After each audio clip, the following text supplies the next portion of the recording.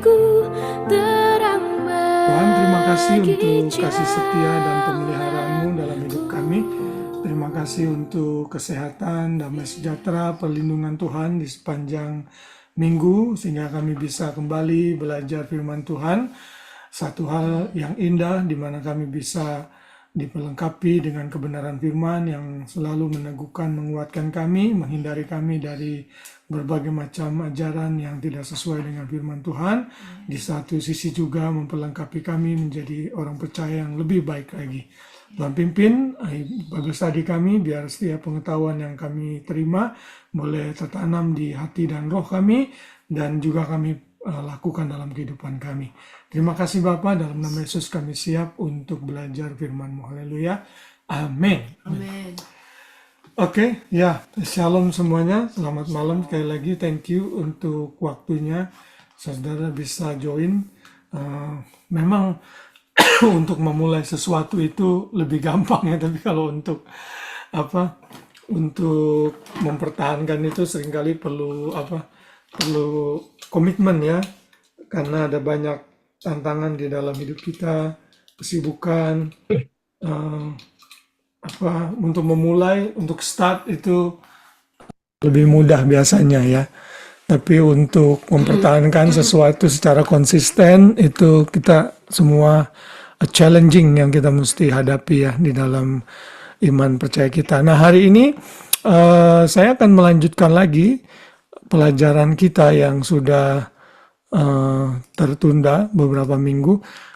Hopefully sampai pelajaran yang ke-12 kita bisa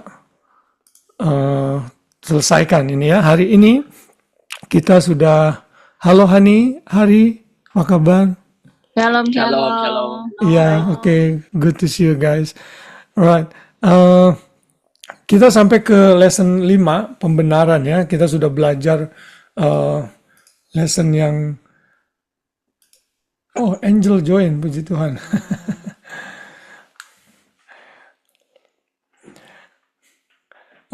Kita sudah belajar sampai saat ini pelajaran sampai pembaptisan ya. Saya berharap apa yang sudah kita terima itu menjadi dasar gitu ya. Kenapa saya perlu menyampaikan topik ini lebih dulu dibanding topik-topik yang lain? Karena ini pengertian dasar yang setiap orang percaya itu harus mengerti gitu ya. Terus terang waktu saya bertumbuh secara rohani, dan saya mendengar khotbah gitu ya, dan lain sebagainya, itu saya jarang sekali mendapat pengetahuan ini nih gitu. Justru waktu saya belajar sendiri dan mulai membuka diri terhadap banyak literatur, terutama literatur dari Kristen yang non Pentekostal ya, non karismatik, saya baru terbuka, ternyata sebegitu kompleksnya, sebegitu luasnya pengetahuan teologi ya gitu. Nah, akhirnya saya coba mempelajari, dan apa yang saya pelajari ini menjadi basic pengetahuan saya waktu itu. Makanya saya pikir, wah ini perlu nih. Nah, waktu saya dipanggil Tuhan untuk menggembalakan, saya pikir wah ini harus saya berikan gitu kepada jemaat yang saya layani atau kepada media, sosial media dan lain sebagainya gitu. Nah, karena itu 12 doktrin ini sebenarnya ada lagi beberapa, tapi saya pikir 12 inilah yang paling penting. Jadi kalau saudara-saudara semua bisa mengerti ini, paling tidak saudara itu lebih pandai dari 90% orang-orang Kristen yang ada gitu ya. Karena enggak semua orang percaya itu peduli dengan hal yang seperti ini gitu ya. Ya, di gereja aliran kita terutama lebih seringkali menekankan yang praktikal saja, sementara yang doktrinal agak kurang. Nah, kita mesti combine semuanya biar kita dapat pembekalan. Cuman kan kalau di ibadah Sunday itu sangat terbatas gitu. Tapi saya juga perlu menyampaikan tuh di ibadah Sunday, karena di ibadah Sunday itu jemaat banyak yang datang gitu. Angel, selamat malam Angel. Iya, malam Pak. Ya, Shalom. puji Tuhan bisa join ya hari ini ya. Iya. Ya, nanti rekaman dari 1 sampai ke 4 saya bisa kasih nanti next time ya. Jadi Baik, kita Pak. sudah Terima sampai ke kasih. lesson 5 mengenai pembenaran. Ini penting sekali. Nah, jadi saya juga akhirnya saya perlu kombinasi. Nah, kalau saudara mengikuti di GBI Manuel, baik melalui live streaming atau di gereja langsung, saya combine antara yang praktikal dengan yang doktrinal. Nah, hari ini karena kita dalam Bible study, karena kita punya waktu ekstra, jadi ini sangat baik sekali kita bisa belajar hal ini. Gitu ya. Saya berharap kalau ada pertanyaan-pertanyaan taruh aja di grup, nanti Angel saya masukin ya di grup juga, biar kita bisa dapat pengetahuan baru dari pertanyaan-pertanyaan. Nah, hari ini kita akan masuk ke pelajaran yang kelima dan ini adalah backbone ya. Ini backbone itu apa ya bahasa Indonesia ya? Tulang yang menopang. tulang yang menopang seluruh keberadaan kita sebagai manusia, tulang belakang. Ini tanpa pengertian doktrin ini, maka kekristenan itu tidak ada. Ya, kita harus mengerti mengenai pelajaran ini ya, justification di dalam bahasa Indonesia sudah diindonesiakan kan jadi justifikasi atau kalau mau diterjemahkan pembenaran. Ini sangat penting untuk dimengerti karena ini memisahkan kekristenan dari agama-agama yang ada di dunia ini, apapun juga agamanya. Ya, saya sudah sebutkan kalau kekristenan mau dikategorikan sebagai agama, cuma ada 2 kategori agama di dunia ini. Yang pertama adalah agama yang mengandalkan manusia, kebaikan manusia untuk selamat, sedangkan yang kedua adalah karya Tuhan yang menyelamatkan manusia. Jadi human effort, ya, to be saved. Yang satu lagi adalah God's accomplishment. Karya Tuhan yang sudah dilengkapi dan disempurnakan di dalam Kristus.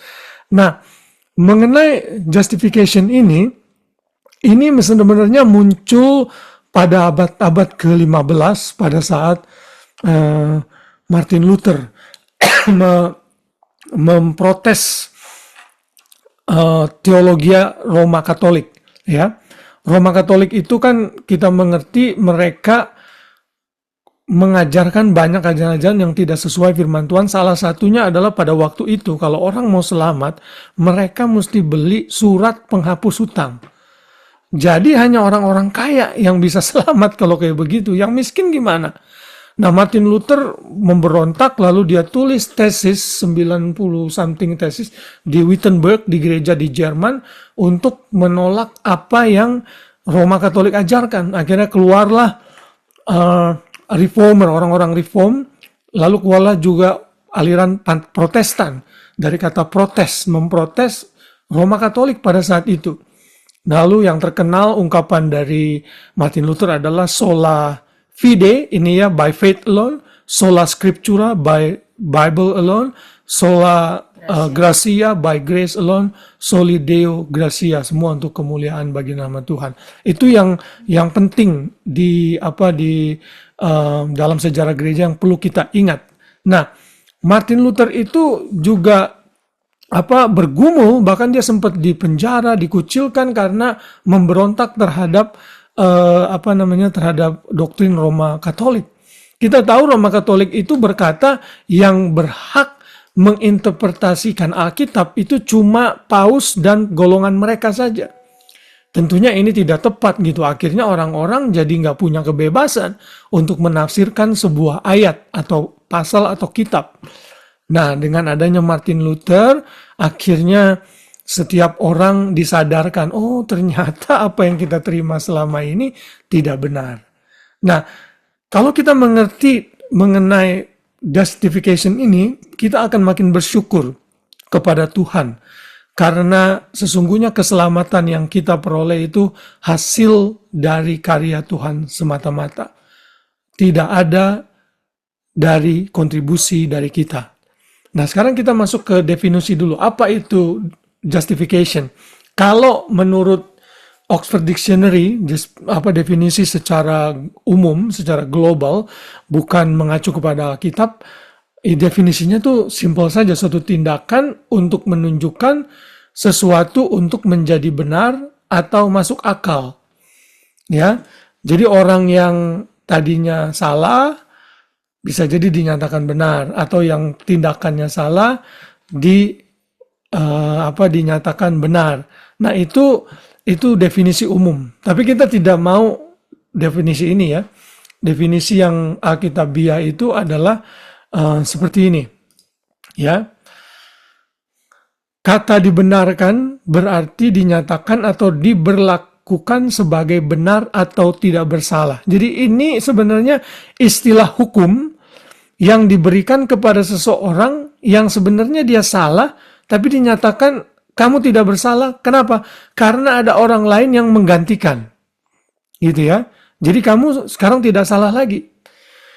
Jadi kalau misalnya Pak Ade maling ayam gitu. Di sini nggak ada maling ayam misalnya gitu ya. Lalu saya menggantikan Pak Ade, udah janganlah, dia punya anak 2, dia mesti kerja, saya aja lah yang dihukum. Misalnya Pak Ade harus dihukum 1 bulan penjara gitu. 1 bulan itu buat Pak Ade itu berat. Saya menggantikan, ya. Kalau saya menggantikan, Pak Ade keluar dari ruang sidang dinyatakan tidak bersalah. Nah itu di-justified, dibenarkan gitu ya. Nah ini yang terjadi dalam istilah justification. Bagi orang Kristen, justification adalah tindakan Tuhan bukan hanya mengampuni dosa orang percaya, tapi juga memasukkan kepadanya kebenaran Kristus. Bahasa Inggrisnya imputing to him the righteousness of Christ. Jadi bukan hanya diampuni kesalahannya, tapi sekarang kita menerima kebenaran. Ya, itu dalam 1 Korintus 5 ayat 21 kalau saya tidak salah. Kristus yang tidak berdosa dijadikan dosa oleh karena kita, supaya kita menerima kebenaran darinya gitu. Jadi ini ada level, ada istilah imputation, dimasukkan kebenaran. Jadi makanya dalam bahasa Indonesia terjemahan yang tepat adalah pembenaran. Saudara dinyatakan benar. Jadi kalau Tuhan melihat Iren, Anthony, Inke, Angel, semua yang ada di sini dan semua orang percaya yang lain, pada saat dia melihat kita itu benar dan tidak bersalah. Nah, itu yang disebut justification. Ya, pembenaran. Gitu ya. Nah, sekarang saya akan share 7 hal implikasi dari konsep mengenai justification ini. Ya, karena kita sudah dibenarkan di dalam Kristus, maka ada implikasi-implikasi yang bisa kita terima sebagai orang percaya. Saya hanya mengambil intisarinya saja, karena kalau saya share semua ayat-ayatnya terlalu panjang. Jadi ini yang penting-penting saja ya yang kita mau belajar. Tadi saya lupa kata dibenarkan itu, justification itu dalam bahasa Yunaninya itu dikaio. Ya, saya katakan ini adalah istilah hukum, istilah pengadilan, di mana orang dinyatakan benar atau tidak bersalah. Nanti di rumah saya minta semua bisa baca kitab Roma, terutama dari pasal 3 sampai pasal 5. Itu benar-benar dijelaskan mengenai doktrin justification, clear sekali. Ya, mengenai hal itu juga di kitab Galatia. Kita bisa membaca itu. Oke, kita sekarang masuk ke bagian yang pertama. Konsep Alkitab mengenai pembenaran. Yang pertama, pembenaran hanya terjadi melalui iman. Ya, pembenaran hanya terjadi melalui iman, bukan karena perbuatan baik kita. Makanya kita beda dengan agama-agama lain di dunia ini. Ya, waktu saya share Injil kepada koko saya bilang Yesus sudah mati bagi kita. Jadi percaya saja kita akan selamat. Oh, gampang bener ya jadi orang Kristen, dia bilang gitu. Ya justru itulah yang gampang tapi malah ditolak gitu. Dan persoalannya adalah mereka nggak ngerti bahwa untuk Tuhan menyelamatkan kita, it cost him everything. It cost his son, Jesus, to die on the cross. Itu tidak bisa terhitung harganya. Apapun juga yang dilakukan untuk membayar itu semua tidak akan pernah bisa menebusnya. Dari pihak kita, yes, mudah. Tapi dari pihak Tuhan, untuk dia mati menebus dosa kita, itu hal yang sebenarnya priceless. Nah, karena itulah iman dibutuhkan. Mari kita membaca ayatnya. Om Anton silakan dibaca Roma pasal 5 ayat 1. Roma pasal 5 ayat 1. Sebab itu kita yang dibenarkan karena iman, kita hidup dalam damai sejahtera dan dengan Allah oleh karena Tuhan kita Yesus Kristus. Nah, ya thank you. Kita dibenarkan karena iman. Udah, that's it. Nggak ada plus apa lagi, nggak perlu. Ya, itu nanti. Ya, nanti ada banyak orang tidak mengerti antara perbedaan antara justification dengan sanctification ya. Itu nanti minggu depan kita akan belajar sanctification. Kalau justification itu kita dibenarkan tanpa kita berbuat baik atau melakukan hal-hal lain.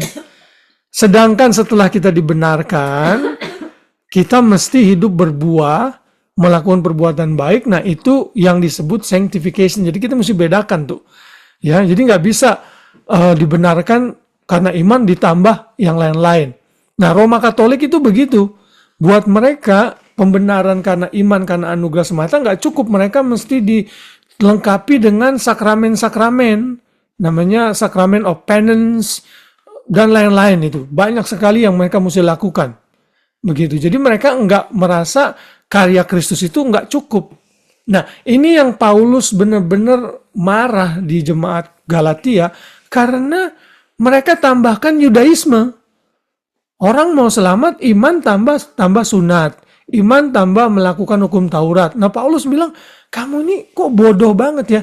Paulus bilang foolish itu bahasa kasar. Dalam bahasa Yunaninya itu tuh stupid gitu ya. Kalau tidak mau dibilang idiot gitu, bodoh sekali. Kenapa kamu sudah mulai dengan kasih karunia, masa kamu mau mengakhiri dengan works, kata Paulus gitu. Bertobat. Nah, karena itu ya saudara dan saya, jangan mengkombinasikan perbuatan baik saudara untuk selamat. Saudara nggak boleh berpikir, saya mesti mempertahankan keselamatan saya dengan usaha saya. Nggak bisa. Kalau saudara diselamatkan karena iman, saudara pun mempertahankannya karena iman. Ya, sedangkan perbuatan baik itu proses yang lain, namanya penyucian diri atau sanctification, yang minggu depan kita akan pelajari aspeknya. Ya, jadi jelas itu ya. Coba Grace baca Galatia 3 ayat 23 sampai 24. Galatia 3 ayat 23 sampai 24. Sebelum iman itu datang, kita berada di bawah pengawalan hukum Taurat dan dikurung sampai iman itu telah dinyatakan. Jadi hukum Taurat adalah penuntun bagi kita sampai Kristus datang, supaya kita dibenarkan karena iman. Nah, ini yang tadi saya katakan, Paulus marah kepada jemaat di Galatia karena mereka menambah hukum Taurat untuk pembenaran mereka. Ya, hukum Taurat itu tidak pernah dikasih Tuhan untuk menyelamatkan manusia, tidak. Hukum Taurat itu diberikan Tuhan untuk menyatakan keberdosaan manusia, sehingga manusia sadar bahwa manusia membutuhkan juru selamat. Ini yang disebut tutor. Tutor itu kan yang ngajarin, kalau misalnya yang benarnya udah ada, udah selesai gitu. Ya, yang iman sudah ada, yang itu tidak berlaku lagi. Ya, nanti kalau saudara membaca di Galatia pasal 3, ini dijelaskan bahwa hukum Taurat itu tidak menyelamatkan. Justru karena hukum Taurat, orang itu jadi sadar akan keberdosaannya. Ya, semua kita pernah gagal. Yang hukum 10 saja deh. Ya, kita tidak berzina secara fisik, kita mungkin bisa berzina secara mental, secara pikiran. Itu juga diperhitungkan berdosa. Nah, makanya itulah Tuhan Yesus datang. Di dalam ayat yang lain, dia datang untuk menggenapi hukum Taurat agar kita yang percaya kepadanya diselamatkan karena iman. Ya, itu jelas sekali. Nah, sarana iman ini akhirnya apa? Kita mesti ngomong, mesti mengakui, menerima, mengakui di hati kita dan mengaku dengan mulut. Roma 10 ayat 10, tolong dibacakan Hari. Kelihatan gitu di screen. Roma 10 ayat 10. Karena dengan hati orang percaya dan dibenarkan, dan dengan mulut orang mengaku dan diselamatkan. Nah, thank you. Sorry, batuk-batuk saya masih belum hilang. Kalau ngomong masih gatel. Kalau nggak ngomong sih nggak terlalu. Karena dengan hati orang percaya dan dibenarkan, dan dengan mulut orang mengaku dan diselamatkan. Ya. Nah, kalau kita lihat ke ayat 9 itu dinyatakan, sebab jika kamu mengaku dengan mulutmu bahwa Yesus adalah Tuhan dan percaya dalam hatimu bahwa Allah telah membangkitkan Dia dari antara orang mati, maka kamu akan diselamatkan. Ini iman yang akhirnya dinyatakan keluar dalam perkataan. Ya. Jadi ini mirip seperti kalimat syahadatnya kita, ya. Seperti kalau orang muslim kan punya kalimat syahadat tuh. Aku mengaku bahwa tidak ada Tuhan selain Allah, kata mereka kan gitu. Dan aku percaya bahwa Nabi Muhammad itu utusan Allah. Terserah lu dah mau percaya mau enggak. Pokoknya kita tidak terima keselamatan lain di luar Kristus. Kalau kita mengaku dengan hati, percaya dalam hati, mengaku dengan mulut Yesus adalah Tuhan dan Dia sudah mati, bangkit bagi kita, maka kita diselamatkan. Saat itu juga kita menerima pembenaran. Ya, saat itu terjadi, saya nggak tahu deh momen itu, saudara ingat nggak tuh tanggal-tanggalnya? Saya juga nggak ingat tuh. Kita nggak perlu ingat, nggak apa-apa. Yang penting saudara tahu sekarang, mungkin waktu SMA, waktu altar call misalnya, atau waktu teman menginjil, kita nggak tahu tuh, kadang-kadang kita lupa, nggak sadar. Tapi at that very moment, saat itu jugalah saudara dibenarkan, justified. Ya, ini sangat membedakan kita dengan agama-agama lain di dunia ini. Yang kedua, pembenaran tidak dapat diperoleh dengan perbuatan kita, tetapi kita ditutupi oleh kebenaran dari Tuhan Yesus Kristus. Ya, sekali lagi, saved by grace alone, through faith, not plus good works. Nggak ada. Ya, good works itu after salvation. Salvation must produce good work. Jadi jangan dibalik. Ya, ini penekanan ini saudara akan dengar berulang-ulang selama kita belajar doktrin dasar ini. Ya, karena ini fondasi yang penting. Kita lihat ayatnya. Sekarang Hani tolong. Roma 3 ayat 23 sampai 24. Karena semua orang telah berbuat dosa dan telah kehilangan kemuliaan Allah. Dan oleh kasih karunia telah dibenarkan dengan cuma-cuma karena penebusan dalam Kristus Yesus. Thank you. Coba perhatikan kata cuma-cuma. Itu bahasa Spanyolnya gratos. Dari bahasa itu keluar bahasa Indonesia gratis. Artinya saudara tidak perlu melakukan apa-apa, cukup percaya dengan iman. Ya, maka itulah tidak ada orang yang memegahkan diri. Ayat berikutnya kita lihat Efesus 2 ayat 8 sampai 9. Tolong Pak Ade dibacakan. Efesus 2 ayat 8 sampai 9. Sebab karena kasih karunia kamu diselamatkan oleh iman. Itu bukan hasil usahamu, tetapi pemberian Allah. Itu bukan hasil pekerjaanmu. Jangan ada orang yang memegahkan diri. Ya. Jadi kalau Pak Ade sudah diselamatkan, nggak bisa dia bilang, oh saya diselamatkan karena anugerah dan karena usaha saya, nggak bisa. Makanya Paulus tekankan, it is the gift of God, not by works, so that no one can boast. Sehingga nanti di sorga kita bisa bernyanyi segala kemuliaan bagi anak domba yang duduk di takhta, yang sudah disembelih karena dosa kita. Ya, kalau ditambah usaha kita jadi nyanyinya bukan begitu. Segala kemuliaan bagi anak domba and me. Dan usaha saya juga enggak begitu. Jadi menyadari akan hal ini, kita jadi ngerti, oh Tuhan betapa baiknya Tuhan bagi kita. Ya, Titus 3 ayat 5. Tolong Iren dibacakan. Titus 3 ayat 5. Pada waktu itu Dia telah menyelamatkan kita, bukan karena perbuatan baik yang telah kita lakukan, tetapi karena rahmat-Nya, oleh permandian kelahiran kembali dan oleh pembaharuan yang dikerjakan oleh Roh Kudus. Ya, thank you. Ini kita sudah baca ayat ini beberapa minggu yang lalu. Bukan karena perbuatan baik yang telah kita lakukan, karena rahmat. Ini grace alone. Jadi justification, salvation is only by God's work. Ya, yang membenarkan kita lagi. Inke, tolong dibaca Galatia 3 ayat 11, please. Galatia 3 ayat 11. Dan bahwa tidak ada orang yang dibenarkan di hadapan Tuhan karena melakukan hukum Taurat adalah jelas. Karena orang yang benar akan hidup oleh iman. Nah, thank you. Orang benar akan hidup oleh iman. Ini quote dari Habakuk 2 ayat 4. Ini di quote di beberapa ayat-ayat lain di Perjanjian Baru. Jadi, saudara dan saya yang sudah dibenarkan di dalam iman kepada Kristus, kita itu hidup karena iman. Kalau kita nggak beriman kepada Kristus, kita dianggap mati. Ingat ya, upah dosa adalah maut. Jadi kita orang-orang yang tidak menerima Yesus itu sebenarnya seperti mayat berjalan. Gitu aja, karena dia diperhitungkan mati oleh Tuhan.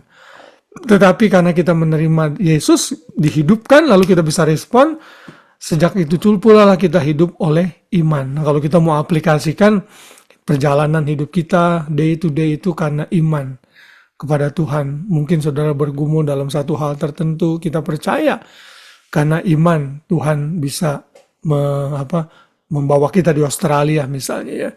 Saya ingat dulu Iren itu waktu pertama kali datang, berapa lama tinggal di tempat Koko waktu itu Ren? 10 bulan. tahun. 10 bulan ya? 40 tahun, Berapa di San Mary's kamu berapa lama? 4 bulan. Oh, 4 bulan ya. 4 bulan sempat, terus akhirnya melalui proses yang Tuhan atur bisa dapat visa dari tempat kerja, lalu dapat dia, lalu PR. Saudara, itu karya Tuhan. Tuhan memimpin ini kalau kita mau terapkan dalam kehidupan sehari-hari secara praktis ya. Lalu juga saya melihat Inke dan Moses, Inke terutama gitu, prosesnya cepat. Dulu waktu saya mesti nunggu pisah 4 bulan, tapi yang sekarang bisa nggak harus offshore gitu, nggak perlu di overseas. Ternyata bisa. Itu kan karena kita belajar untuk hidup karena iman. Dan kalau saya tanya saudara satu persatu, pastilah saudara punya cerita sendiri ya. Saya berdoa bagi yang lain-lain, pergumulan apapun, karena kita udah diselamatkan karena iman, kita pun berjalan dalam iman. Ya, dalam kehidupan keseharian kita. Roma 4 ayat 25, tolong Angel dibacakan. Ya. Roma 4 ayat 25, yaitu Yesus yang telah diserahkan karena pelanggaran kita dan dibangkitkan karena pembenaran kita. Amin. Thank you. Yaitu Yesus yang telah diserahkan karena pelanggaran kita, dibangkitkan karena pembenaran kita. Yesus mati, bangkit untuk membenarkan kita. Nanti kalau saudara baca Roma 4, saudara akan menjumpai satu tokoh Abraham. Abraham pun dibenarkan karena iman. Jadi jangan berpikir tokoh-tokoh di perjanjian lama itu dibenarkan karena perbuatan. No, nggak pernah ada konsep seperti itu. Semua dibenarkan karena iman. Waktu Abraham dinyatakan dan ia percaya dan Tuhan memperhitungkan sebagai kebenaran, itu jauh sebelum ia mempersembahkan anaknya Ishak. Dan dia udah percaya. Lalu Tuhan bilang di Kejadian 15 ayat 6 kalau nggak salah, dan Tuhan memperhitungkannya sebagai kebenaran. Jadi orang-orang di perjanjian lama, Musa, Harun, Yusuf, semua deh, itu pun tetap dibenarkan karena iman. Ingat ya, iman yang bagaimana? Iman yang melihat ke depan. Ya, kita iman yang look back. Itu bedanya. Yang satu melihat ke depan, Mesias akan lahir, mati, bangkit, naik ke surga. Kita yang sudah selesai dilakukan. Sama dasarnya iman. Lalu Roma 5 ayat 17-18. Ini sangat penting sekali untuk kita mengerti nih ayat ini ya. Saya minta tolong Anthony bacakan ini. Roma 5, 17 Roma 5 ayat 17-18. Sebab jika oleh dosa satu orang, maut telah berkuasa oleh satu orang itu. Maka lebih benar lagi mereka yang telah menerima kelimpahan kasih karunia dan anugerah kebenaran akan hidup dan berkuasa oleh karena satu orang itu, yaitu Yesus Kristus. Sebab itu, sama seperti oleh satu pelanggaran semua orang beroleh penghukuman. Demikian pula oleh suatu perbuatan kebenaran semua orang beroleh pembenaran. Nah, Kebenaran untuk hidup. thank you. Ini saudara ya, di dalam hidup ini ada sistem perwakilan. Jadi ingat waktu Daud sama Goliat berperang, itu bukan semata-mata Daud lawan Goliat. Daud mewakili siapa? Israel, Goliat mewakili Filistin. Daud menang, Israel menang. Goliat kalah, menang, Filistin menang. Nah, Adam itu perwakilan umat manusia di seluruh muka bumi ini. Karena Adam berdosa, semua diperhitungkan berdosa. Kalau kita dalam praktikalnya ya, kalau kita nonton olahraga gitu, pemain sepak bola Indonesia, kita menang lawan Korea. Emang lu main? Enggak main, yang main 11 orang. Kenapa kita bilang kita menang? Karena yang main 11 orang itu mewakili seluruh rakyat Indonesia. Demikian pula lah Adam. Adam mewakili umat manusia karena itu dia berdosa. Sebelum kita lahir kita udah diperhitungkan dosa. Jadi kita mesti bedakan antara nature, natur atau sifat dosa dengan perbuatan dosa. Ya, seorang bayi yang baru lahir belum melakukan perbuatan dosa, tapi secara nature, secara sifat dia berdosa. Jelas ya? Itu kita udah belajar di pelajaran pertama tuh. Ya, mengenai apa? Rusak total ya, mengenai total depravity. Jadi itu Adam, tapi sebaliknya puji nama Tuhan, Adam kedua atau Adam terakhir, Yesus mewakili pembenaran. Karena dia benar, kita yang percaya kepada Yesus jadi benar. Nah, sekarang ada penggantian gitu. Jadi ini satu hal yang sangat luar biasa sekali kalau kita mengerti hal ini ya, karya Tuhan. Jadi dosa Adam cancel karena satu orang yang sudah mati bagi kita. Kita tinggal percaya kepada Yesus. Kalau kita tidak menerima Yesus, dosa Adam itu akan tetap nempel ke kita sekalipun kita berhenti berbuat dosa. Nanti maksud saya ya, berhenti berbuat dosa tidak akan menyebabkan kita hilang dari sifat dosa. Contohnya, saya udah berikan contoh waktu hari Minggu kalau nggak salah. Atau di mana ya, saya lupa. Oh, waktu doa. Ya. Kalau misalnya saya punya utang sama Anthony, hari ini saya bilang, Anthony, kok minjem dong $1,000. Anthony kasih, oke, kasih. Besok minjem lagi. Begitu terus sampai 10 hari berturut-turut minjem duit. Terus hari ke-10 Anthony mulai marah. Kok Dede gimana sih? Ini udah 10.000. Gimana nanti bayarnya? Saya cuma bilang, oh oke. Sorry deh Anthony ya, saya nggak minjem lagi. See you later. Apakah hutang saya dengan begitu lunas? Enggak. Hutang ya hutang harus saya bayar. Jadi dengan berhenti berbuat dosa, saudara enggak akan menghilangkan sifat dosa saudara. Hutang dosa itu tetap ada.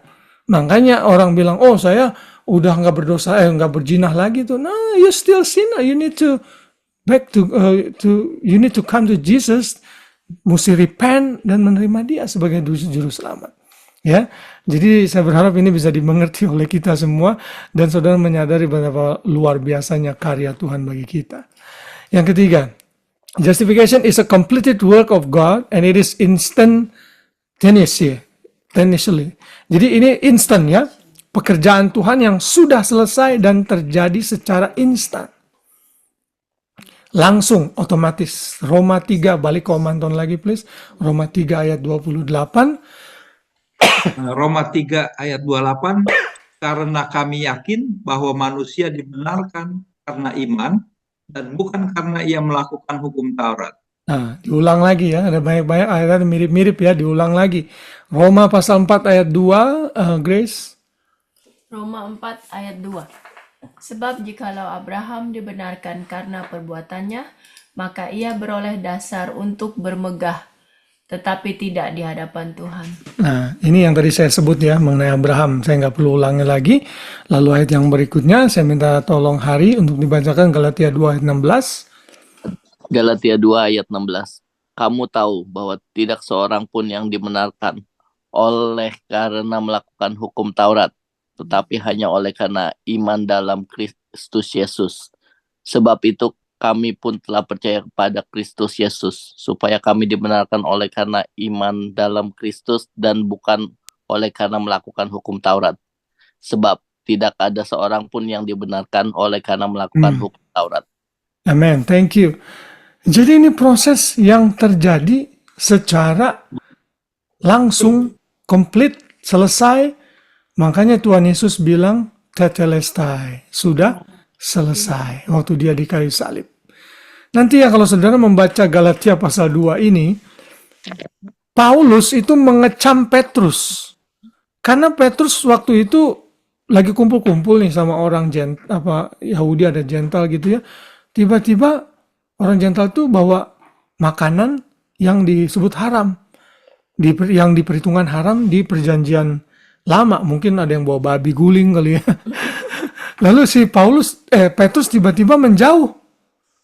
Dan apa yang Paulus bilang kepada mengenai Petrus ini? Dia mengecam Petrus luar biasa tuh waktu itu. Dibilang kayak orang munafik gitu ya. Mengenai hal itu. Bukankah kita dibenarkan karena iman? Paulus menekankan lagi. Gitu. Nah, jadi Petrus aja yang seorang rasul masih belum ngerti benar-benar tuh mengenai karya Kristus yang menggabungkan antara non-Yahudi dengan orang Yahudi. Gitu. Jadi kalau saudara sudah menerima Yesus, itu adalah pekerjaan yang sudah komplit, sudah selesai, dan itu terjadi secara instan. Saat saudara menerima Yesus, saya nggak tahu kapan, saat itulah saudara dibenarkan. Ya, bukan berarti saudara sudah baik dan sempurna, tapi saudara di-cover, ditutupi oleh Yesus yang sudah mati on our behalf. Dengan percaya kepadanya, maka kita dinyatakan benar dan tidak bersalah. Ya, jadi nanti waktu hari penghakiman, ya, Bapak nggak bisa menghakimi kita, gitu. Mengapa kamu berdosa? Nanti Yesus yang membela, kan dia akan membela kita. Iya Bapak, tapi aku sudah mati untuk orang ini. Begitu ya, kalau kita mau jelaskan secara lebih ringkas, gitu ya. Karena aku sudah mati, dan dia percaya kepada darah yang sudah aku tumpahkan baginya. Jadi kita dianggap tidak bersalah. Gitu. Ya, karena ada orang yang menggantikan. Nah, yang keempat. Justification grants us eternal life and saves us from the wrath of God. Jadi pembenaran ini memberikan kita jaminan kehidupan kekal yang menyelamatkan kita dari muka Allah. Saudara, hidup yang kita diami ini bukan hidup yang sesungguhnya. Bumi yang kita diami ini bukan tempat permanen kita, ya. Kalau Alkitab menyatakan kita ini seperti musafir, tempat singgah, tempat transit, ya. Karena itulah, kalau kita mau hidup di tempat yang sesungguhnya, kita mesti percaya kepada Tuhan Yesus. Inilah yang menjadi basis penginjilan kita. Ayatnya tadi kita udah baca ya, mengenai kelahiran baru yang dikerjakan oleh Tuhan Yesus Kristus, juru selamat kita, supaya kita sebagai orang yang dibenarkan oleh kasih karunia berhak menerima hidup yang kekal sesuai dengan pengharapan kita. Luar biasa, dan saya nggak sabar menunggu hidup kekal itu. Dimana kita nggak bisa sakit lagi, dimana kita nggak perlu ada Bible study lagi, dimana saya nggak perlu nyiapin khotbah lagi. Bulan Juni ini saya lumayan busy ya. Kemarin saya dari Sunday saya ke Newcastle, besok Minggu saya jam 10 ada pelayanan di Pesto di CCM. Bulan setelah itu sorenya ada ibadah ulang tahun. Kemudian tanggal 16 kalau Tuhan kehendaki saya diminta pelayanan di GB Worship. Itu time consuming juga saudara mempersiapkan khotbah gitu ya. Kalau khotbahnya dia bilang temanya terserah aja Ko Dede, terserah aja Pak Dede. Nah itu enak. Saya bisa pakai file-file khotbah saya yang lama. Tapi kalau dia punya khotbah baru yang saya belum pernah khotbahin, saya mesti siapkan gitu. Kayak nanti hari Minggu yang pagi itu temanya saya belum pernah khotbahkan, jadi saya mesti persiapan gitu. Dan nanti di surga nggak perlu lagi karena pengetahuan kita akan disempurnakan. Tapi jalan menuju sana nggak bisa dengan perbuatan baik, ya. Dengan apa? Dengan iman kepada Yesus. Saat kita dibenarkan, maka kita layak masuk ke dalam surga. Amin. Dan kita tidak akan dihukum dalam penghukuman kekal.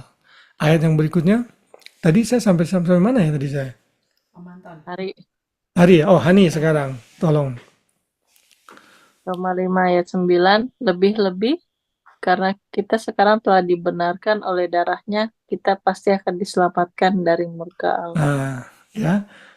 Kita akan diselamatkan dari murka Allah, saudara. Ya, jadi saudara mesti dalam pemberitaan Injil, saudara mesti sampaikan ini. Kalau mereka menolak, mereka ada dalam resiko dihukum kekal. Dan gak banyak orang menyadari karena mereka pikir, wah saya oke-oke aja sekarang di dunia ini. Nanti begitu mereka tutup mata, in split second, mereka akan langsung ke Hades. Dan pada saat itulah mereka baru menyesal, tapi too late. Ya, sayangnya orang nggak banyak sadar akan hal ini. Nah, kalau saudara dan saya sudah disadarkan, bersyukurlah. Dan mari kita beritakan Injil kepada orang-orang yang belum diselamatkan. Merebut mereka dari api neraka. Dan yang kelima, justification by faith helps us maintain pure devotion to Christ and have a holy or sanctified life. Dasar kekudusan kita yang nanti kita akan belajar minggu depan adalah pembenaran, bukan karena usaha kita. Ayat yang berikutnya tolong Pak Ade dibacakan.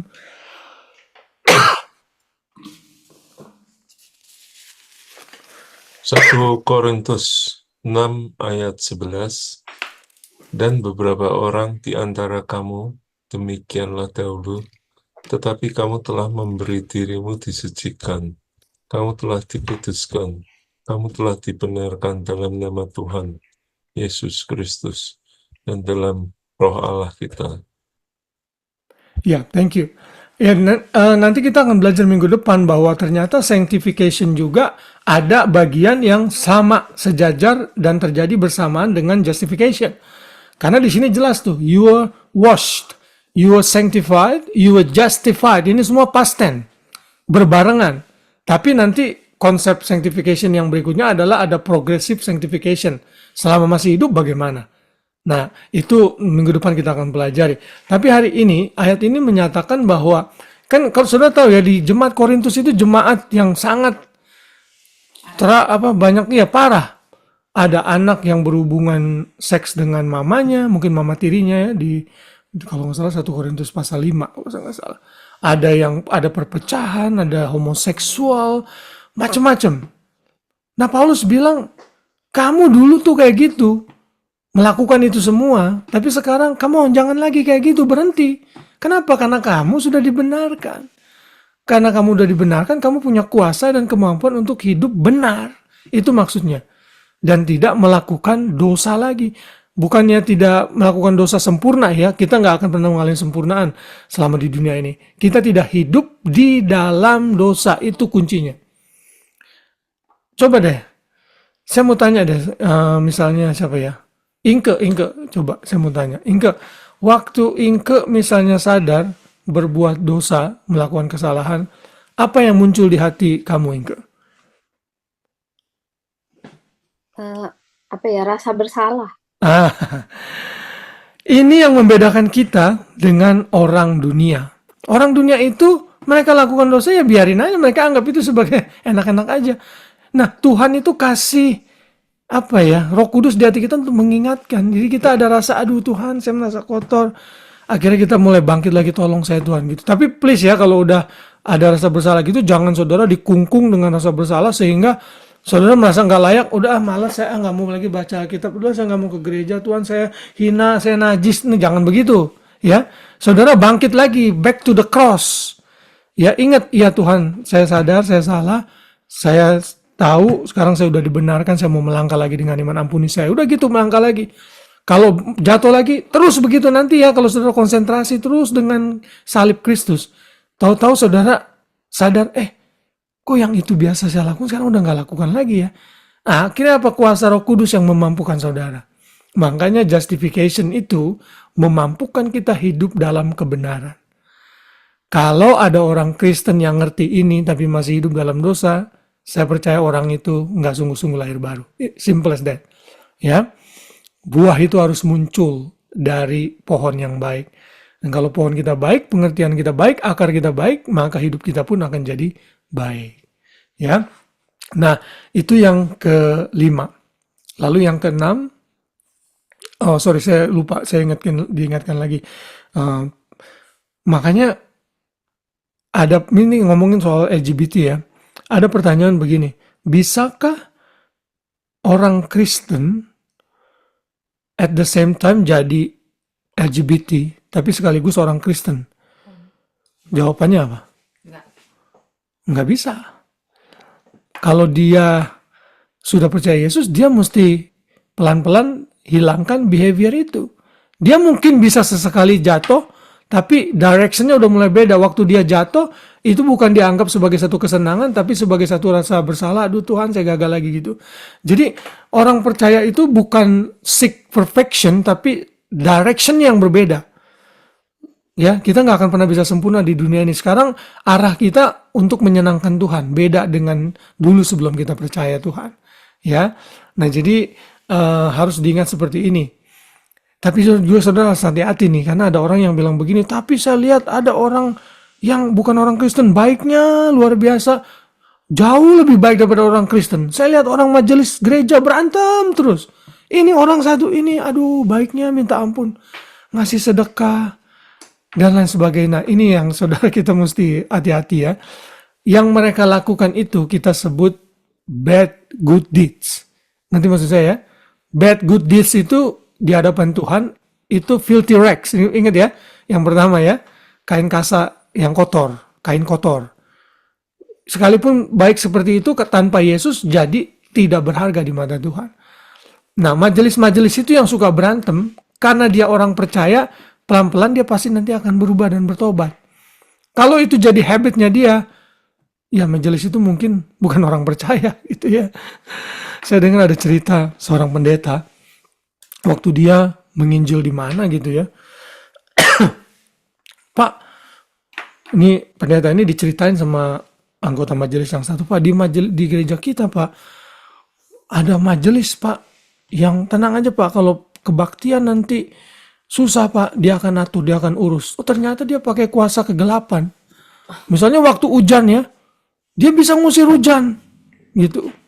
Terus waktu dicegat gitu sama kepolisian untuk nggak boleh ada ibadah, orang ini cuma bilang, tenang saja Pak, serahkan kepada saya. Nggak tahu tuh diapain tuh polisinya. Akhirnya ibadah jalan gitu. Nah pertanyaan saya, orang yang tadi disebut majelis melakukan kayak gitu orang Kristen apa bukan? Bukan ya. Bukan. Karena dia masih hidup di dalam kuasa kegelapan itu. Tanpa itu pun Tuhan akan tolong. Nah, Tuhan kan bisa pakai kejahatan manusia ya. Bahkan Tuhan bisa pakai iblis, lo ingat. Ya, makanya Martin Luther bilang, the devil is God's devil. Artinya Tuhan bisa pakai a lot of different means untuk menggenapi rencananya, termasuk kebobrokan dan keberdosaan manusia dalam case itu. Nah, jadi ada banyak majelis-majelis yang bukan lahir baru di gereja. Ada banyak jemaat-jemaat yang fisiknya di gereja tapi nggak sungguh-sungguh lahir baru. Banyak itu. Ya. Nah, makanya saudara-saudara semua yang belajar di sini, saya berharap tidak dalam kategori itu ya. Saya nggak tahu sampai nanti saudara meninggal nggak menyangkal Yesus, barulah saya tahu ini imannya genuine gitu ya. Karena kan kita masih hidup beberapa puluh tahun lagi, termasuk saudara terhadap saya. Kalau suatu saat saya menyangkal Yesus, berarti apa yang saya lakukan ini semua kepalsuan, gitu aja.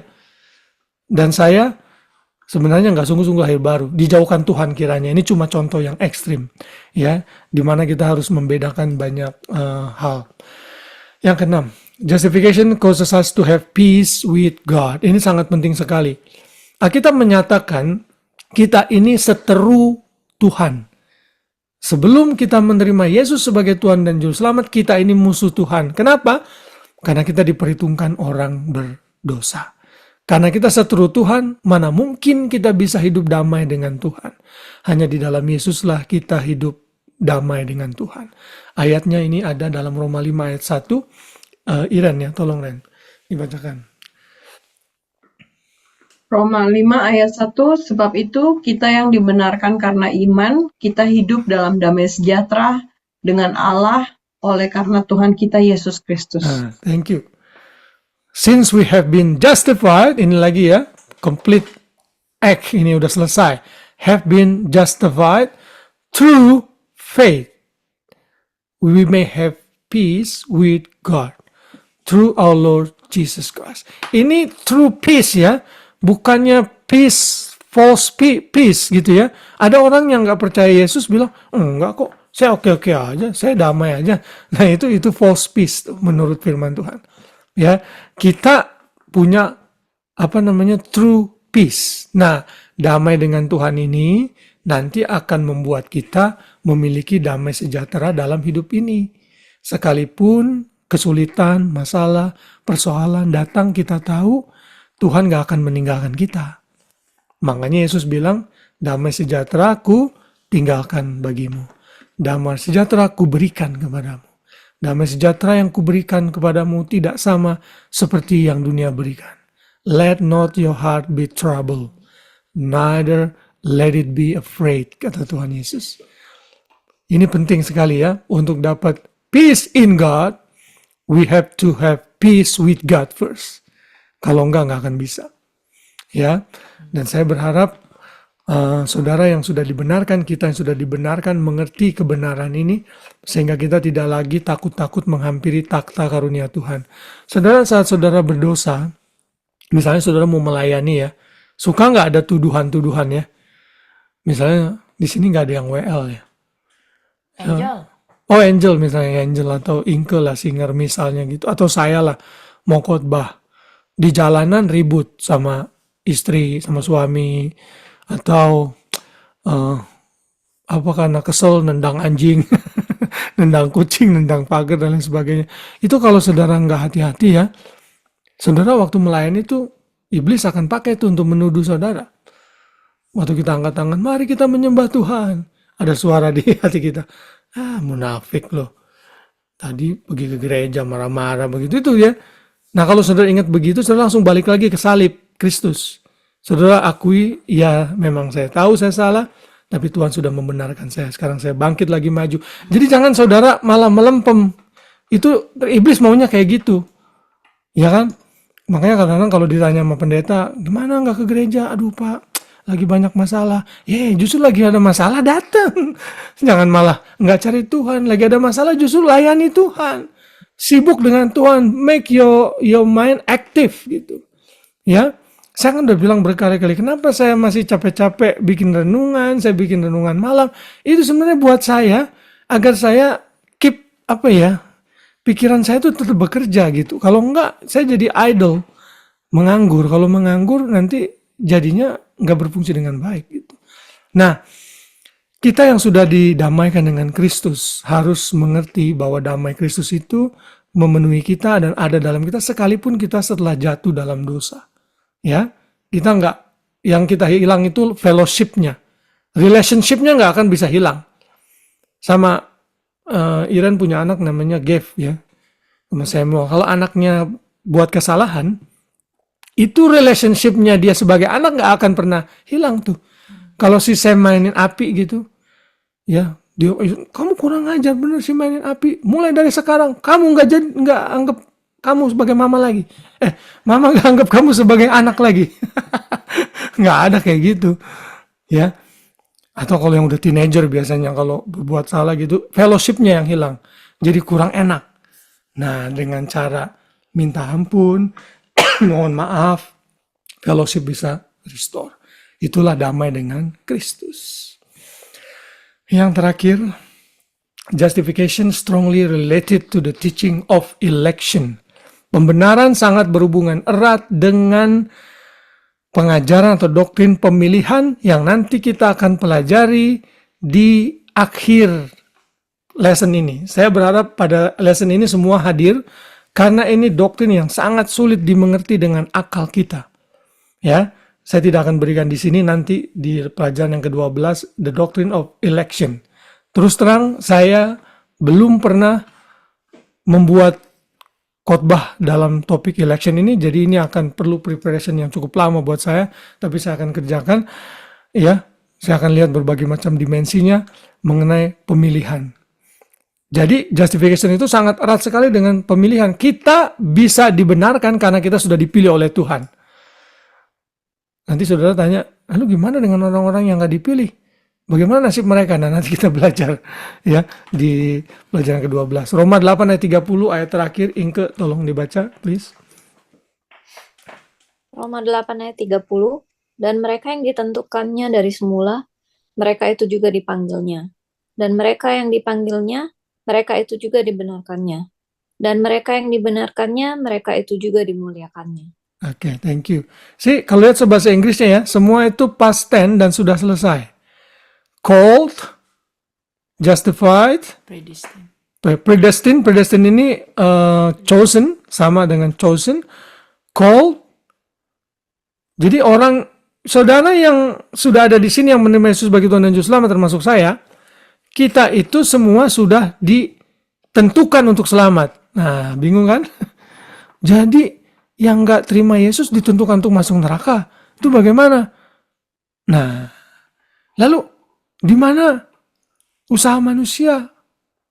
Kalau kayak gitu free will di mana? Nah, itu kan pusing kan? Nanti kita akan belajar di mengenai ini di lesson ke-12 ya. Jadi saudara yang sudah dipilih, Tuhan akan memanggil. Cara Tuhan memanggil dengan apa? Mungkin dengan penginjilan one-to-one, altar call, di majalah, di TV, saudara dipanggil. Setelah saudara dipanggil, saudara percaya, saudara sudah dibenarkan, justified. Setelah saudara dibenarkan, saudara akan dimuliakan. Oke, pertanyaan saya, dimuliakan ini, kok mati? Dimuliakan ini, pertanyaan saya adalah, apakah terjadi sekarang atau di masa depan? Masa depan. Coba mic-nya dibuka aja semuanya, karena habis ini saya mau ada pertanyaan-pertanyaan. Menurut Angel, glorification ini dilakukan terjadi di masa depan apa sekarang, Angel? Di masa depan nanti, Pak. Di masa depan nanti. Tapi lihat tuh, tense-nya kalau dalam bahasa Inggris, itu glorified sudah dilakukan. Aneh ya? Artinya ini already but not yet, yang saya bilang itu. Ya, jadi Iren, Pak Ade, dan semuanya itu kita akan dimuliakan penggenapannya nanti saat kita menerima tubuh kemuliaan. Makanya kita akan dimuliakan. Udah selesai tapi belum digenapi sampai kita nanti ketemu Tuhan Yesus. Ini kita akan pelajari juga di lesson nomor berapa tuh glorification tuh. Kita akan belajar nanti di 10 ya? Bukan. Siapa bilang 10? 11. Kemuliaan. Glorification kita akan belajar di lesson yang ke-10. Tadi ini saya masih saya salah ini ya, salah share ya. Dari tadi kelihatan nggak, coba tanya. Oh, kelihatan kok, mereka bisa baca. Iya. Oke, jadi kita sudah dibenarkan dan juga dimuliakan dan juga sudah dipilih ya. Jadi orang yang dipilih oleh Tuhan itu juga dibenarkan. Jadi makanya justification itu related sama dengan pemilihan. Nah, itulah paling tidak kesimpulan dari pelajaran kita mengenai doktrin justification atau pembenaran. Saya berharap yang ini saudara ingat baik-baik ya, karena ini dasar yang menjadi kekristenan kita, dasar kita percaya. Oke? Ada pertanyaan yang berhubungan dengan topik ini? Ada. Apa? Tapi nanti dibahas di session 12 ya. Enggak gini, kan kalau 12 tadi apa kamu bilang?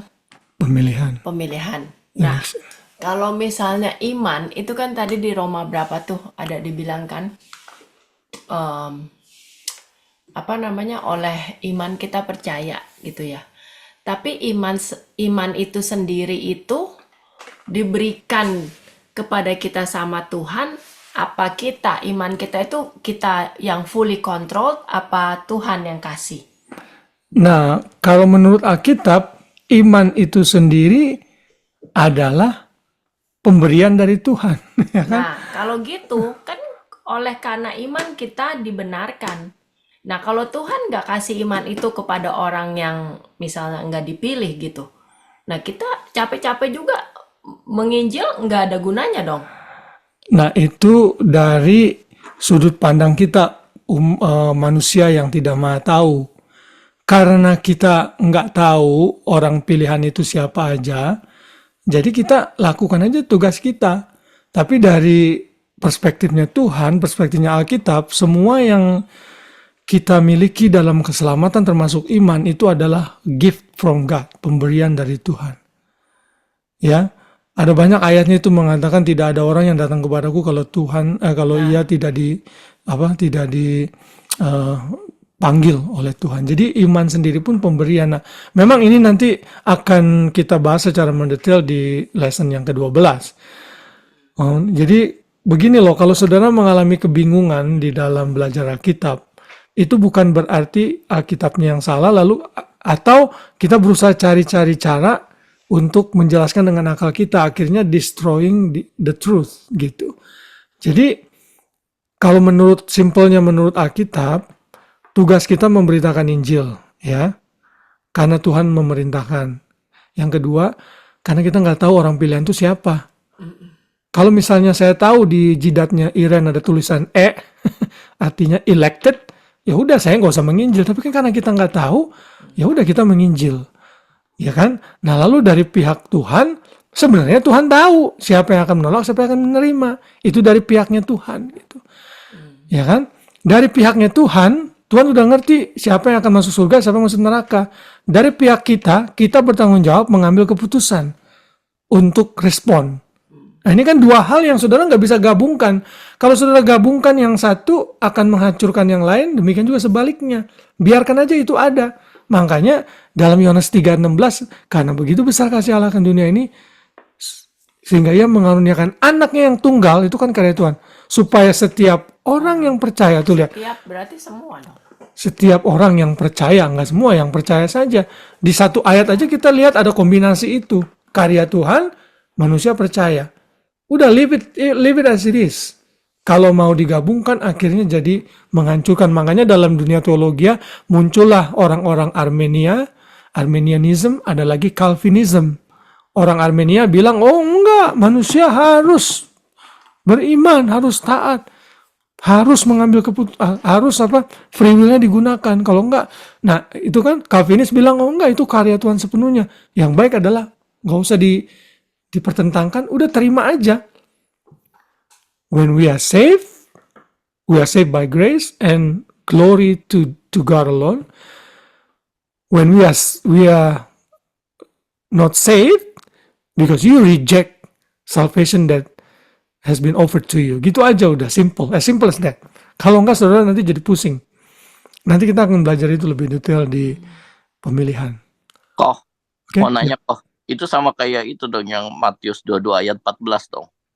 Banyak yang dipakai, sedikit yang dipilih. Nah itu. Oke bentar ya, Matius berapa? 22 ayat 14. Nih ya, begini.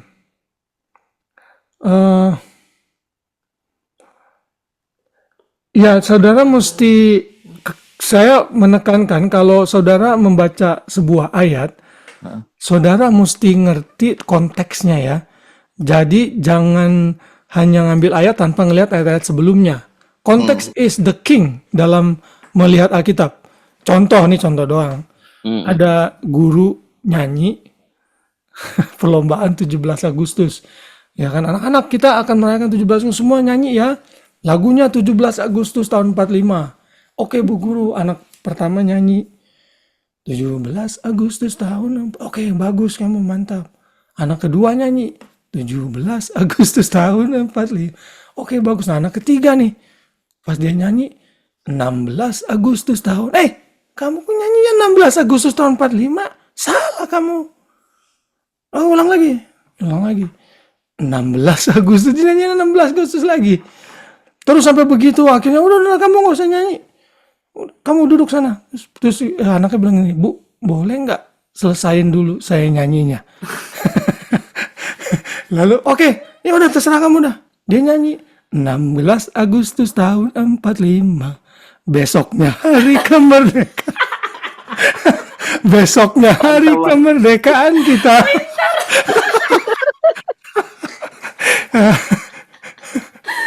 Jadi kalau si ibu itu biarkan konteksnya diselesaikan, jadi dia tahu, oh ternyata tetap tanggal 17 juga itu.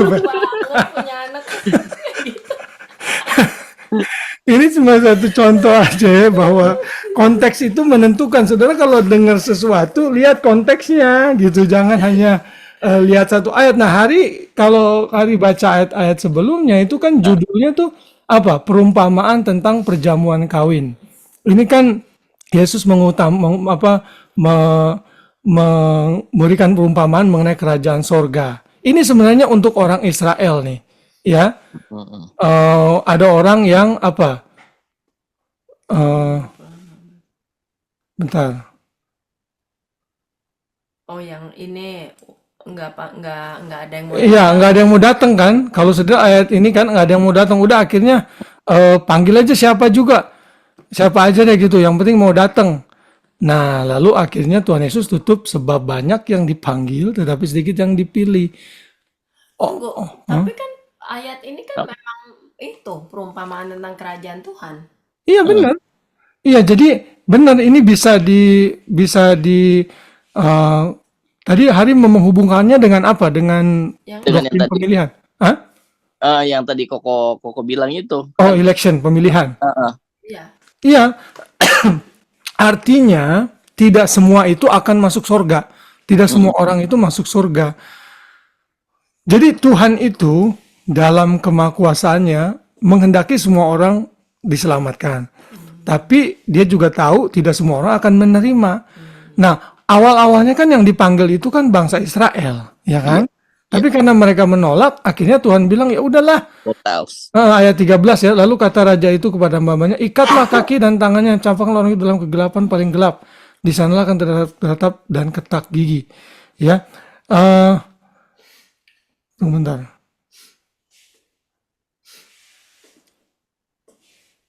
Oh, ini tentang apa? Ya, pokoknya intinya ini ada orang-orang yang ini kita mesti baca sebenarnya secara keseluruhan ya.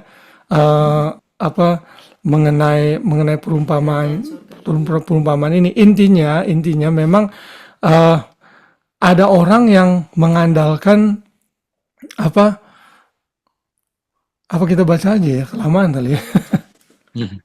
Cepetannya. Hal kerajaan surga seumpama seorang raja mengadakan perjamuan kawin untuk anaknya. Ia menyuruh hamba-hambanya memanggil orang-orang yang telah diundang ke perjamuan kawin itu, tetapi orang itu tidak mau datang. Ia menyuruh pula hamba-hambanya yang lain, katakanlah kepada orang yang diundang itu, sesungguhnya hidangan telah disediakan, lembu-lembu jantan dan sebagainya. Tetapi orang-orang yang diundang itu tidak mengindahkan. Ada yang pergi ke ladangnya, ada yang pergi mengurus usahanya, dan yang lain menangkap hamba-hambanya itu, menyiksa dan membunuhnya. Maka murkalah raja itu, lalu ia menyuruh pasukannya ke sana untuk membinasakan pembunuh-pembunuh itu dan membakar kota mereka. Sesudah itu ia berkata kepada hamba-hambanya, perjamuan kawin telah tersedia, tetapi orang yang diundang itu tidak layak untuk itu. Sebab itu pergilah ke persimpangan-persimpangan jalan, undanglah setiap orang yang kamu jumpai di sana di pergawian kawin itu. Maka pergilah hamba-hamba itu dan seterusnya. Iya, jadi intinya ini untuk menyindir Israel sebenarnya. Ya, bahwa mereka menolak Kristus gitu, ya. Makanya akhirnya banyak yang dipanggil, sedikit yang dipilih. Artinya semua orang dipanggil untuk selamat, tapi yang dipilih Tuhan itu enggak semuanya. Nah, saudara dan saya masuk di dalamnya yang dipilih dan juga dipanggil. Ya, ini bisa ada hubungannya Hari dengan doktrin itu. Ya.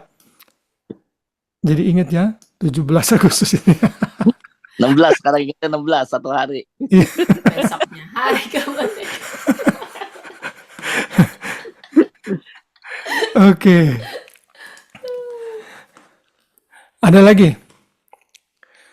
Kalau tidak ada, sambil menunggu kita review ya pertanyaannya. Kalau ada pertanyaan agak panjang, tolong didengarkan baik-baik. Biar saudara nggak bingung ya. Kita mulai dari... Pemanton.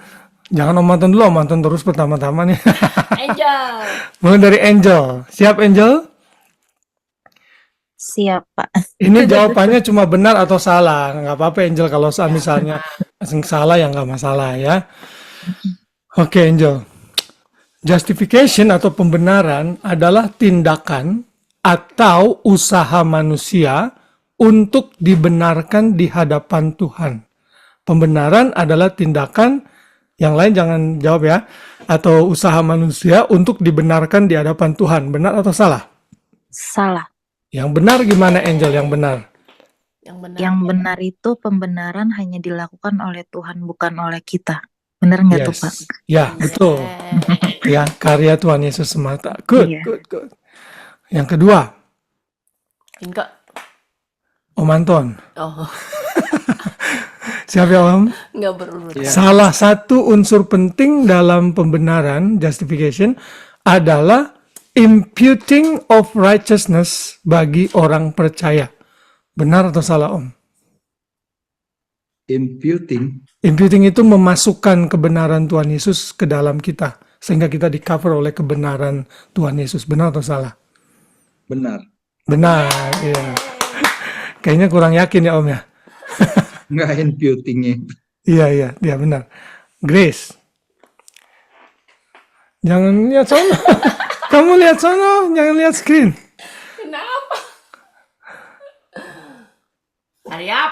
Kamu jangan lihat sini. Enggak ada kelihatan. Pembenaran yang kita terima di dalam Tuhan Yesus adalah karena iman ditambah dengan perbuatan baik kita. Gampang ini mah. Salah. Iya, salah. Oke. Pak Ade. Nah, kalau Pak Ade nggak benar salah nih. Esai. Tolong jelaskan konsep pembenaran Pak Ade. Gampang, Pak De. Ini 1 jam lagi nih berarti. Singkat aja Pak, definisinya Pak Ade. Ya, itu tindakan yang Tuhan lakukan ya terhadap kita yang sudah ditebus gitu ya, sehingga kita dapat layak di hadapan Tuhan. Ya, kurang lebih lah gitu. Ya, oke, good. Alright. Iren, Abraham adalah salah satu contoh di Perjanjian Lama yang dibenarkan karena ia mau mempersembahkan Ishak anaknya untuk Tuhan. Benar atau salah? Benar. Jangan cepat-cepat. Apa tunggu? Nomor berapa? Kan? Bentar, Abraham, ulang ulang lagi lagi. ya. Abraham adalah salah satu contoh orang di Perjanjian Lama yang dibenarkan karena ia mau mempersembahkan Ishak anaknya untuk Tuhan. Oh, ya salah. Iya, salah ya. Yang Itu kan benar. karena dia taat ya. Yang benar apa, Ren? Yang benar karena iman. Karena iman, that's it ya. Abraham dibenarkan jauh sebelum dia mempersembahkan Ishak anaknya. Oke. Hari. Pengertian yang lain dari justification adalah kita ditutupi atau di-covered oleh kebenaran Kristus. Benar atau salah? Benar ya? Iya, benar. Saya mau berapa? Oh iya, 16 Agustus jawabannya tadi. Hani, pembenaran adalah pekerjaan Tuhan bagi manusia yang sudah selesai, instan bagi yang percaya. Benar atau salah? Gampang. Hah? Yeay. Benar, oke. Ragu-ragu nih tapi kayaknya. Inke, orang-orang di luar Kristus bisa dibenarkan di hadapan Tuhan dengan melakukan hukum Taurat. Benar atau salah? Salah. Yang benar. Apa jawabannya? Salah. Salah, iya betul. Terus kalau mesti dibenarkan bagaimana caranya, Inke? Ya iman aja pokoknya. Nggak ada Iya. plus-plus. That's it, good. Yang ada plus-plus itu kalau di Indonesia tuh Happy ending. ada plus. Next. Anthony belum ya? Belum kok. Nah, Anthony ini mesti susah nih apa ya? Karena orang percaya sudah dibenarkan di dalam Kristus, maka ada jaminan keselamatan bagi kita. Namun belum tentu lepas dari hukuman kekal. Benar atau salah? Bentar, agak panjang ya, Bentar, saya ulang ya. Karena orang percaya sudah dibenarkan di dalam Kristus, maka ada jaminan keselamatan bagi kita. Namun belum tentu lepas dari hukuman kekal. Benar atau salah? Salah. Salah. Yang benar apa, Anthony? Benar gimana? Yang benar ya karena kita sudah dibenarkan, tidak ada hukuman kekal, kita sudah Yes, diselamatkan dong. that's it. Korek. Iya, udah semua ya? Mantan. Udah. Mantan belum kan? Karena ini saya udah bikin 15 pertanyaan, kita ulang Ulang lagi aja ya. lagi dari atas. Tadi yang pertama siapa? Angel ya? Angel. Oke, Angel. Lagi. Karena kita sudah dibenarkan karena iman kepada Kristus, maka kita bebas melakukan apa saja dan hidup dalam dosa. Benar atau salah? Salah lah. Gampang ya. Nah, Manton. Salah satu kekuatan yang muncul di dalam diri orang percaya untuk hidup dalam kekudusan adalah karena ia sudah dibenarkan di dalam Kristus. Benar atau salah? Ulang lagi Om ya, ulang lagi Om ya. Agak panjang Om, bentar ya, ulang lagi ya. Salah satu kekuatan yang muncul di dalam diri orang percaya untuk hidup dalam kekudusan adalah karena ia sudah dibenarkan di dalam Kristus. Benar atau salah? Benar. Benar. Yeay. Bikin pertanyaannya panjang-panjang kamu. Guys, tidak ada satu agama pun di dunia ini yang menawarkan pembenaran karena iman sebagai pemberian atau anugerah. Benar atau salah? Benar. Nggak usah kayak gitu. Dia ngeliat terus sih. You think I don't know the answer? I know. Iren, Even before you. selama manusia belum menerima pembenaran dari Tuhan, maka ia tidak mungkin bisa hidup berdamai dengan Allah. Benar atau salah? Bentar Ren, jangan cepet-cepet ya. Benar. Ya benar, oke. Inke, pembenaran terjadi secara instan dalam kelahiran baru. Benar atau salah? Oke. Benar. Benar. Korek. Ya, Hari, karena kita sudah dipilih oleh Tuhan sebelum dunia dijadikan, maka kita dibenarkan oleh Tuhan. Benar atau salah? Benar. Kalau dia Korek. Tuh, benar. dan ya, yang terakhir Hani, kekristenan adalah agama yang menekankan perbuatan baik agar selamat dari hukuman kekal. Salah. Yeay. Lulus semua. Oke. Puji Tuhan ya, kita sudah sampai lesson kelima. Tidak ada pertanyaan lagi? Semua all good? Mantap. Mantap. Coba All good, kita all good. foto dulu ya. Untuk Kamera rekaman buka. saya, kamera tolong dibuka kalau bisa. Yang mau pakai lipstick dulu. Oke, Inke, Kak. Nggak perlu lipstick. Oke, saya ini buat record saya sebenarnya yang ada siapa aja. Oke, 1, 2, 3. Sekali lagi semua senyum. Ih, Hari Hari jangan belum hilang-hilang, kelihatan. Hari. Enggak, backgroundnya mesti dihilangin deh kayaknya Han. Biar kelihatan dua-duanya. Mana Hari? Tuh, Kamu nggak pakai baju ya Hari ya? gayanya enggak gede. Hebat banget kamu dihindingin. Pintar kali di sana. Iya, ya. Ayo Hari, mukanya aja tongolin gitu. Mana? Ya, hilang-hilang. Cepetan jadi kemalaman. Oke. Ada background soalnya backgroundnya. Iya, Pipi bisa. Nah gitu. 1, 2, 3. Iya, udah. Oke, thank you. Dasar. Oke, thank you semuanya. Kita berdoa dulu ya. Sebelum kita tutup, saya minta tolong Anthony berdoa untuk kita deh. Thank you. Tuhan Yesus, terima kasih Tuhan buat malam ini Tuhan. Kalau kami sudah belajar mengenai doktrin tadi kok Justification ya. justification, kalau Engkau telah dijadikan dosa untuk Yes. untuk menebus kami semua. Terima kasih Tuhan. Terima kasih. Itu besar Tuhan. Kami percaya Tuhan, kami telah diperbarui Tuhan pengetahuannya oleh pelajaran malam hari ini. Kalau sebentar kami akan tidur, kiranya Tuhan berikan kita istirahat yang baik Tuhan, sehingga besok pagi kami dapat melanjutkan aktivitas dengan energi penuh. Dalam nama Tuhan Yesus kami telah berdoa.